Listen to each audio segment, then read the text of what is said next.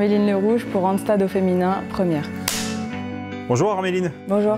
Décris-nous ton parcours avant d'arriver à l'Olympique de Marseille. J'ai toujours suivi des formations dans le sport. J'ai commencé ma première expérience dans un club professionnel à l'US Orléans en tant que community manager de l'équipe féminine. Après, je suis partie à l'ASJ Soyaux pour mon premier contrat en tant que responsable communication et team manager avant de rejoindre l'OM il y a 2 ans.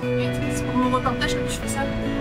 Qu'est-ce qui t'a donné envie de faire ce métier, de travailler dans le sport, dans le football? J'ai toujours été passionnée par le sport, même si j'ai commencé le foot un peu tard, j'ai commencé à 15 ans. Et j'aimais bien regarder les insides sur YouTube pour voir l'envers du décor et surtout l'équipe de France féminine. Et au début, je voulais être intendante parce que j'aimais bien que tout soit bien rangé et que tout soit carré. Et après, j'ai découvert du coup le métier de team manager et j'ai su que je voulais faire ça. Quelles sont tes missions en tant que responsable des opérations football à l'Olympique de Marseille? Mes missions, c'est de mettre les personnes du sportif, que ce soit le staff technique, le staff médical, le staff opérationnel et tout le staff en général, ainsi que les joueuses, dans les meilleures conditions possibles pour que toutes ces personnes puissent se concentrer uniquement sur le terrain et n'aient pas à se préoccuper du reste. Ok. Allez, 1, 2, 3, Marseille! Concrètement, ça consiste en organiser les journées, les entraînements, les déplacements. C'est très vaste, ça peut être oui, d'organiser les déplacements, trouver des appartements pour les joueuses qui arrivent, dès qu'elles ont besoin, par exemple réparer une vitre, demander un changement de permis pour passer un permis étranger en permis français. C'est très varié et il y a beaucoup de choses. Est-ce que tu pourrais nous dire en quoi ça consiste, par exemple, sur une semaine classique, avec un match en fin de semaine? La semaine, je peux la construire d'une façon et qu'au final, elle ne se passe pas du tout de la manière dont je l'avais imaginé. Il y a beaucoup d'échanges avec les différents acteurs de l'équipe, que ce soit en direct ou non. Ça peut être avec le directeur sportif, avec le directeur de centre de formation, comme avec les activations ou avec le service communication. Le matin, globalement, je vois les joueuses lors de leur entraînement et le staff aussi. Après, je gère toute la partie administrative et les mails dans la journée entre les différentes réunions.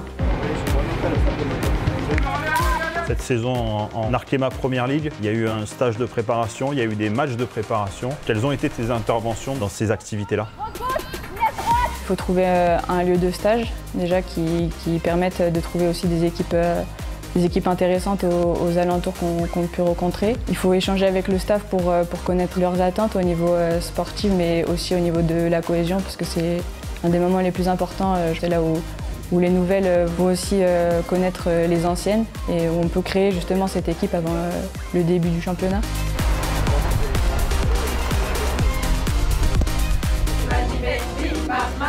Et sur un jour de match, comment ça se passe ta journée?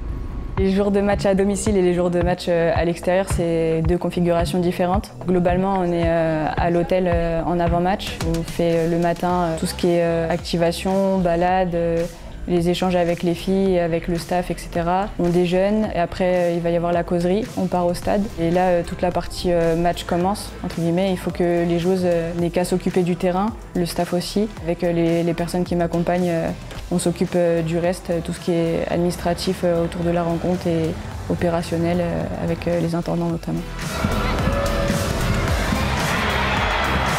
Donc c'est beaucoup de travail en amont du match pour que tout se passe bien le jour du match? Exactement, il faut essayer d'avoir toutes les informations nécessaires avant la rencontre pour ne pas avoir de surprise quand on arrive. Tout ne peut pas être parfait parce qu'on est beaucoup dépendant aussi de la compréhension des autres, mais il faut que, en tout cas, ça en ait l'air et qu'on soit réactif si jamais il y a des choses qui ne se passent pas comme on avait prévu.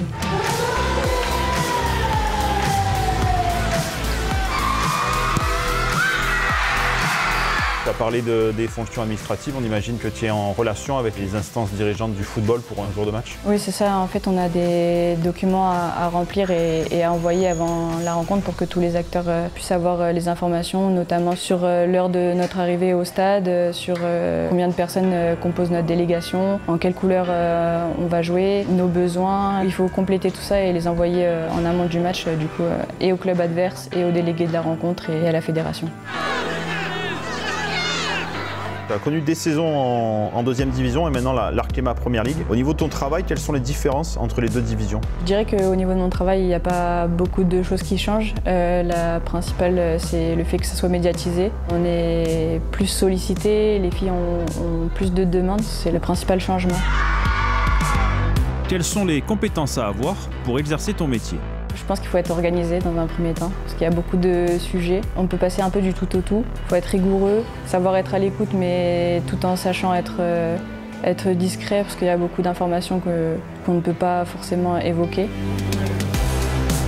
Tu as parlé que tu avais des fonctions administratives, mais aussi un lien très fort avec l'aspect sportif. Est-ce que tu peux nous décrire les liens que tu as avec les joueuses et le staff? Mes relations avec les joueuses et le staff, je dirais qu'on est comme une famille. On passe énormément de temps ensemble et le tout, c'est qu'on reste toujours soudés et disponibles les uns pour les autres. C'est, je pense, une relation de confiance et chacun peut compter sur l'autre si besoin.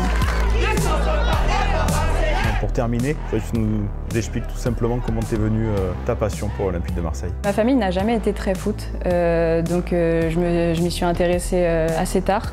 Mais l'OM, c'est un club qui est vraiment à part entière. Je pense que tant qu'on ne le vit pas, on ne s'en rend pas compte. Mais la passion et la ferveur qu'il y a autour de ce club, elle est incroyable et je pense qu'on ne peut que l'aimer.